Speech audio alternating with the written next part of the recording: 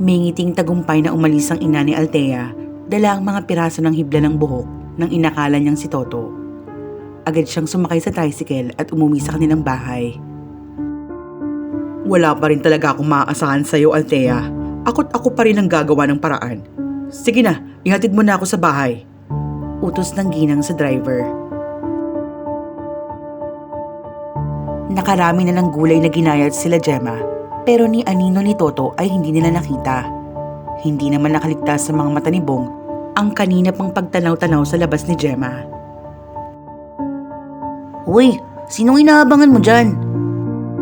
Ha? Tinitingnan ko lang kung marami pang humakain. Wag nga ako, Gemma. Kung hindi ako nagkakamali, hinihintay mo si Toto na bumalik dito.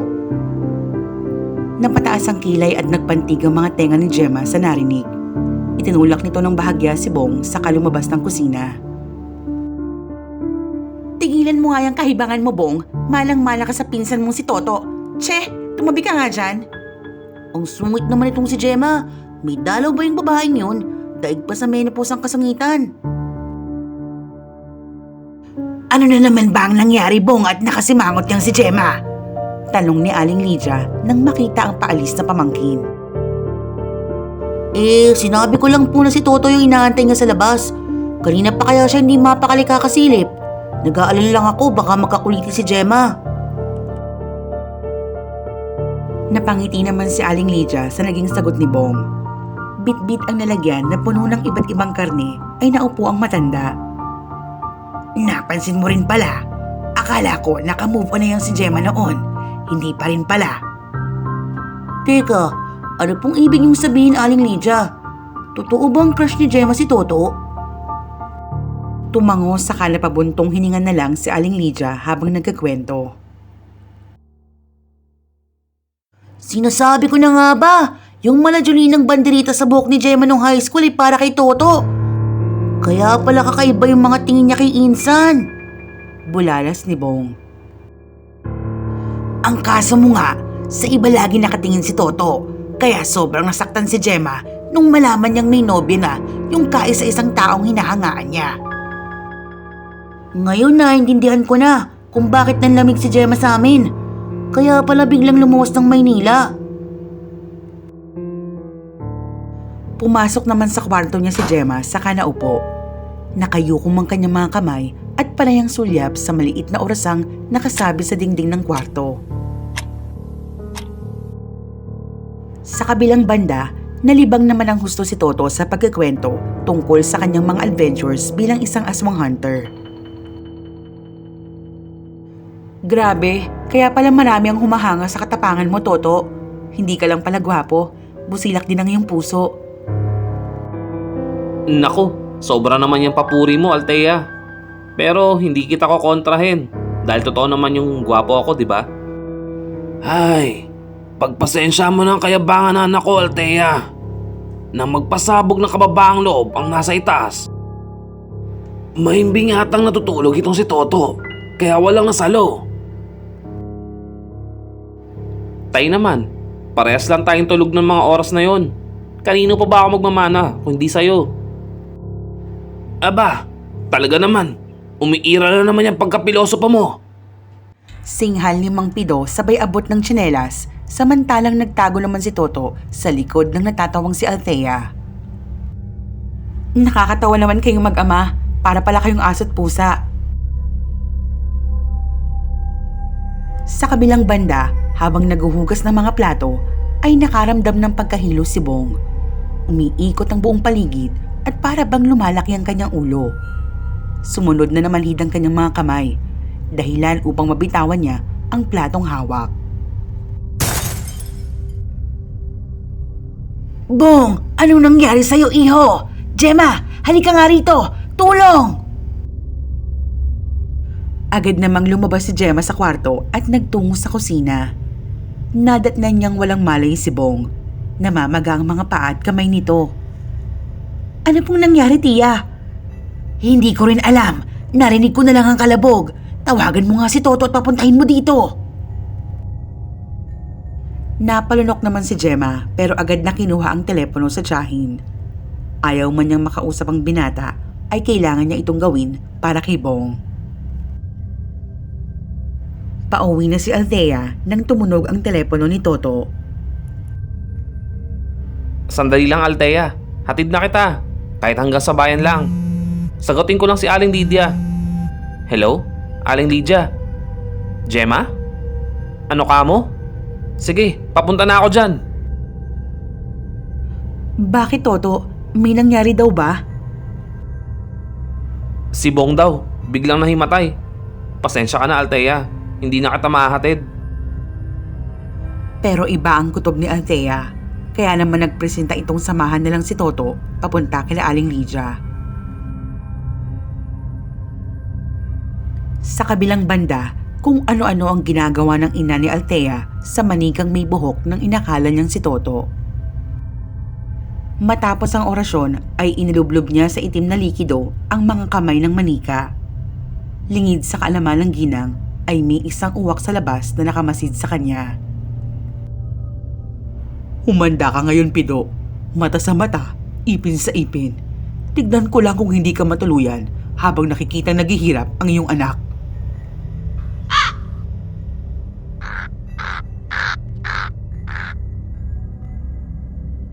Hindi naman makapaniwala sila Toto sa nangyari kay Bong. Mas lalo naman tumindi ang hinala ni Althea na may kinalaman ng kanyang ina sa sinapit ng binata. Dali na kaya natin siya sa ospital. Hindi na mabuti ang lagay ni Bong. Suhestyon ni Gemma. Sa palagay ko, walang may tutulong ang mga doktor, Gemma. Malakas ang hinala ko. May kumulam sa pamangking ko. Nagsimulang tumubo ang maliliit na butlig sa katawan ni Bong. Hindi rin nila ito masyadong mahawakan dahil mainit ang balat nito. Pero, sino naman kayang gagawa nito sa pinsan ko? Kilala ko si Bong. Napakabait nun. Yun na nga ang tanong. Magkakakilala naman tayo dito sa Barangay 3. Dagdag pa ni Gemma. Sandali, at ipapaalam ko lang sa ina ni Bong ang nangyari sa kanya. Toto, kuhain mo sa bahay ang mga gamit ko pang tawas. Pagkaalis ng mag-ama ay tahimik ang tatlong naiwan. Nagpunta sa kusina si Aling Lydia para palitan ng tubig sa palanggana. Ramdam naman ang tensyon sa pagitan ni Althea at Gemma na kapwa hindi nag-iimikan. Aray, masakit ang likod ko. Wika ni Bong nang muling magkamalay. Nahihirapan namang italikod ni Gemma si Bong, kaya naman tumulong na si Althea sa kanya. Halos masoko sila nang makita ang mga nana at bukol sa likod ng binata. May mga likidong tumutulo sa kanyang likuran at unti-unting nangingitim ang mga kamay ni Bong. Althea, tignan mo ang kamay ni Bong. Sa tingin ko talaga kailangan na natin siyang isugod sa ospital. Natatarantang wika ni Gemma. Tama si Mang Pido, Gemma. Sigurado kung kinulam si Bong. Kung makikita mo ang bilis ng mga pagbabago sa kanyang katawan, hindi ito likha ng pangkaraniwang sakit. Masyado itong mabilis. Ang kailangan nating gawin ay mapigilan ang kumukulam kay Bong. Pero ang tanong, sino nga? Wala namang kaming maisip na posibleng kaaway ni Bong. Bago pa makasagot si Althea ay dumating na sila Toto. Nagsimula na si Mang Pido sa kanyang pagtatawas. Isang hugis babae ang lumitaw mula sa kandila. Isang babae ang kumukulam sa'yo, Bong. Babae? May niloko ka na naman ba, Bong? Tanong ni Toto na siya namang siniko ni Gemma. Isang matandang babae. Kung makikita niyo maigi, may pagkakulubot ang hugis ng kandila. Yung babae, may nabangga akong babae kanina. Hindi taga dito. Nakasalamin kaya hindi ko nakilala. Nahawakan ka ba niya? O may kinuha ba siya sa'yo? Nung natumba siya, hinawakan niya ako sa balikat at kumapit sa buhok ko para makatayo. Yun na nga ang ginamit niya para matuloy ang kulam. Pero sino naman kaya ang gagawa nun? Tanong ni Aling Lydia. Kasunod nito ang pagsuka ni Bong ng itim na likido. Saglit na natahimik si Mang Pido. Tay, ano nang gagawin natin? Kailangan natin maligtas si Bong. Mahihirapan ka, Bong. Pero ito lang ang tanging paraan para malaman natin kung sino ang may kagagawan at nang maparusahan. Hindi na nakatiis pa si Althea. Nakayuko ang kanyang mga kamay sa sobrang galit sa ginawa ng ina. Hindi na po kailangan. Natahimik silang lahat na napatingin kay Althea. Bong, yung babaeng nakabangga mo, may kapansanan ba at nakasakay sa wheelchair? Tanging tangula ang naging tugon ni Bong. Hindi na ito makapagsalita dahil patuloy pa rin ito sa pagsuka. Hindi aksidente ang pagparito ko sa lugar nyo. Sinasabi ko na nga ba, iba ang kutob ko sa iyong babae ka. Galit na wika ni Gemma na akmang susugurin si Althea pero agad na pigilan ni Toto. Makinig kayong lahat, hindi si Bong ang pakay ng mangkukulam. Sa tingin ko ay napagkamalan lang siyang si Toto. Ako? Saka ko na ipapaliwanag, kung nais niyong iligtas si Bong, kailangan mong sumama sa akin. At bakit naman kaming maniniwala sa'yo? Mamaya niyan, si Toto naman ang isunod mo. Galit na bulyaw ni Gemma. Kilala ko ang kumukulam kay Bong. Alam ko kung saan siya matatagpuan. Ang tanging paraan para mawalan ng bisa ang kulam ay ang makuha ang manika at masira ito. O hindi kaya mapatay mismo ang mangkukulam. Kung hindi ikaw ang kumulam, eh sino? Ang nanay ko. May personal siyang paghihiganti kay Mang Pido. Mamaya ko na nga lang ipapaliwanag. Halika na, Toto, bago pa mahuli ang lahat.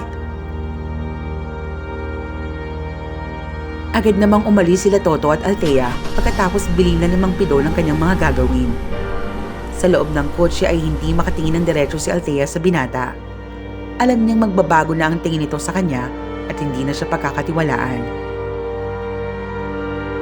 Althea, so ibig sabihin, hindi totoong tagahanga lang kita?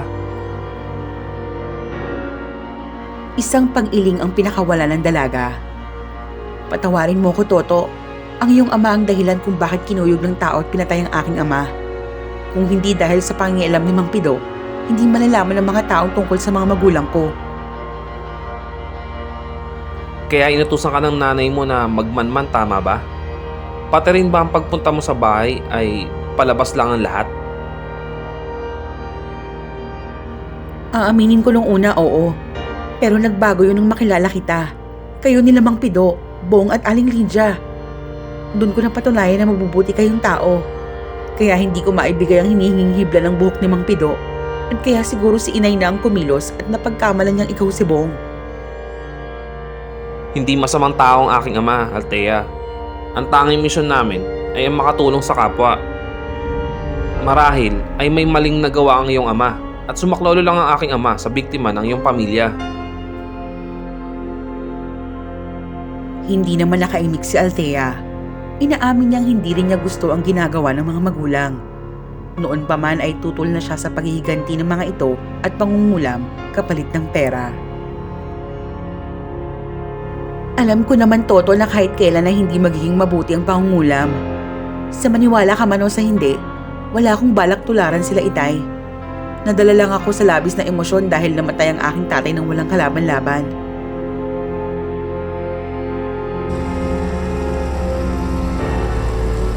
Pagdating nila sa lugar nila Althea, ay ilang di pa ang layo mula sa kanilang bahay pumarada sila Toto. Ayon sa dalaga, mas mabuti nang hindi maramdaman ng kanyang ina ang kanilang pagdating. Nasa may dulo pa kasi ang kanilang bahay na napapaligiran ng mga puno ng saging.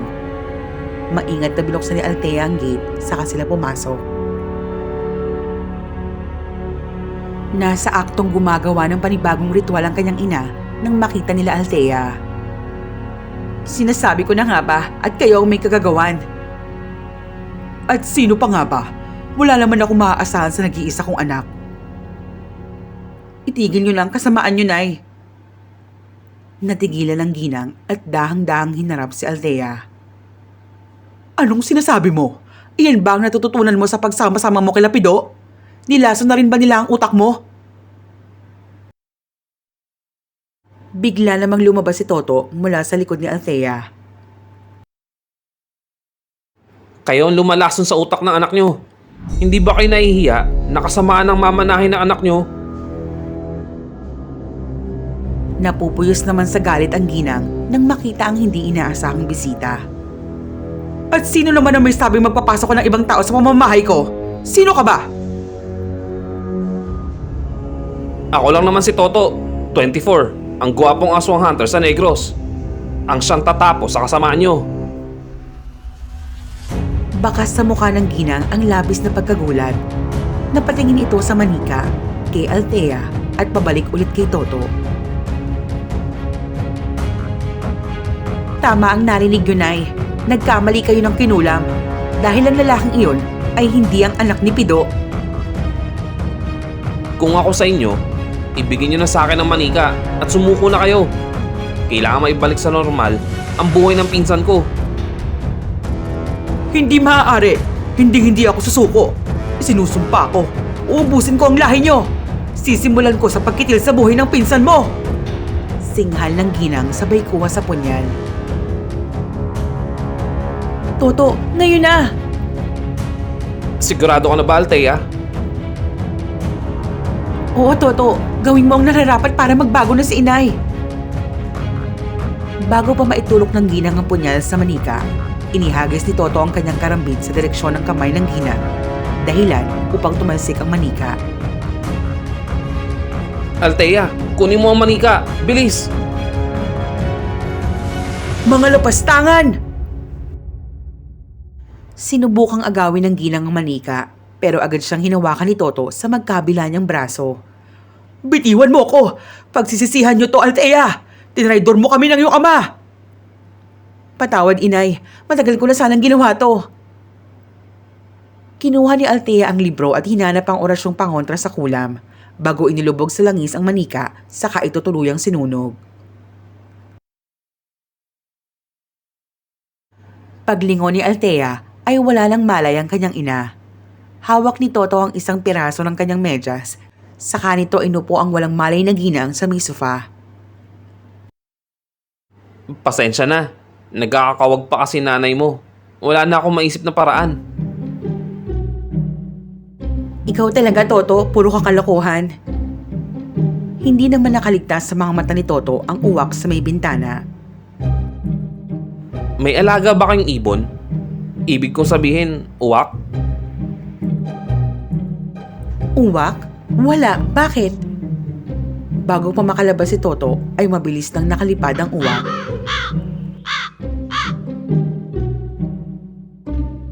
Nakakapagtaka. Sa bawat tapos ng isang misyon, ay laging may nagpapakitang uwak. Kailangan kong sabihin kay Itay mamaya. Pero bago yan, kailangan ko na umuwi para malaman ang lagay ni Bong. Huwag kang mag-alala, hindi naman malakas ang kamandag ng medyas ko. Maya-maya, gising na ang nanay mo. Pasensya na ulit sa lahat, Toto. Sana hindi magbagong pagkilala mo sa akin. Lumapit naman si Toto saka hinawakan sa pisngi si Althea. Huwag kang mag-alala. Alam kong may kabutihan taglay ang puso mo, Althea. Babalik ako, pangako. Namula naman si Althea at napahawak na lang sa pisngi habang pinagmamasdan ang pag-alis ni Toto. Pagdating ni Toto sa Barangay 3 ay nawala na ang pangingitim ng mga kamay ni Bong. Wala na rin ang mga bukol nito at pamamaga ng paa. Hindi pa rin nagigising si Bong? Hindi pa nga eh. Akala ko natalo mo na yung mangkukulam. Teka, nasa na nga pala yung Althea na yon? Hindi pa kami tapos. Walang kasalanan si Althea, Gemma. Biktima lang din siya ng maling akala at sobrang emosyon. Kaya huwag ka na magalit dyan. Ikaw pa rin ang nandito. Wika ni Toto sabay turo sa kanyang dibdib at kindat. Binato naman ang tsinelas ni Gemma si Toto saka nagtawanan sila mang Pido. Napansin naman ni Toto ang pagngisi ni Bong. Tulog pa pala si Sleeping Beauty. Inilabas ni Toto ang kalamansi sa kahiniwa. Pilit niyang ibinuka ang bibig ng pinsan saka piniga ang 2 piraso ng kalamansi. Kaya naman nangangasim na bumangon si Bong. Ikaw talaga, Toto. Kahit kailan napakasama mo. Sino kayang masama?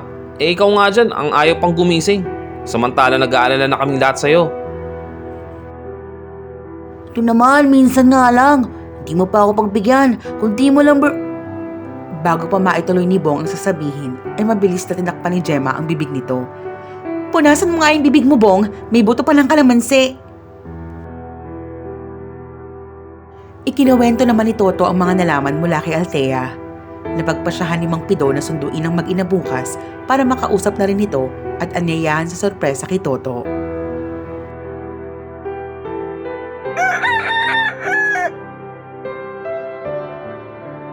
Napabaliko si Toto nang makita ang oras sa kanyang relo. Mag-aalas 10 na ng umaga. Lagot na naman siya kay Mang Pido. Nagmamadali itong lumabas ng kwarto pero nagulat nang walang nadatnan. Isang tawag ang natanggap ni Toto.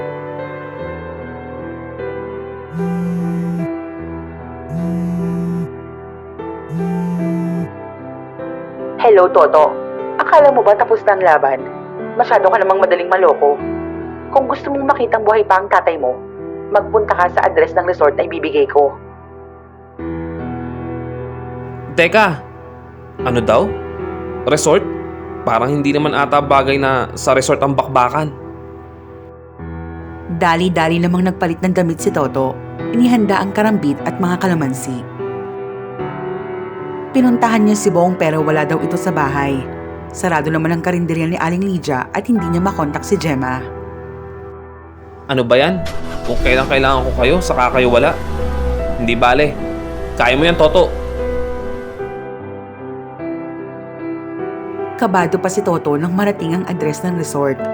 Masinsin ang kanyang pagmamasid sa paligid. Wala naman siya nakitang kakaiba, bukod sa walang mga tao sa labas. This is it, Toto. Itinulak niya ang gate at nabigla sa nakita.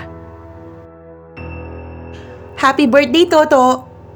Sabay-sabay na wika ng mga taong sumalubong sa kanya, kabilang na ang kanyang ama na yumakap sa pinakamamahal na anak.